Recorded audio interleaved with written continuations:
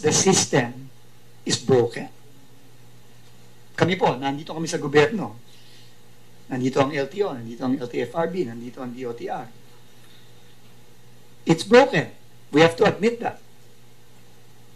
We have to fix it. I'm going to make several announcements today on specific measures that the Department of Transportation, in cooperation with the other agencies of government, to begin fixing this broken system of road safety. Number one, today I will sign a department order ordering mandatory drug testing for all drivers of public conveyance vehicles. The DOTR will be working with PIDEA to implement mandatory drug testing. Mandatory, kaya nga. Ako po ay galit na galit nung narinig ko sa news na yung hinuling driver ng Solid North ayaw daw magpa-drug test. Wala po siyang choice.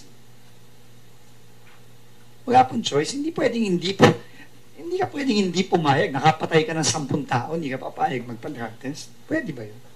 I am asking the LTO, together with the LTFRB, to really make roadworthiness checks real. What do I mean by that?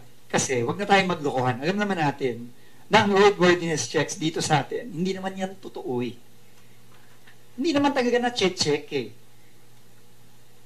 Pasintabi na po kay Chairman Guadis at kay LTO Chief. Pero alam naman natin lahat yan.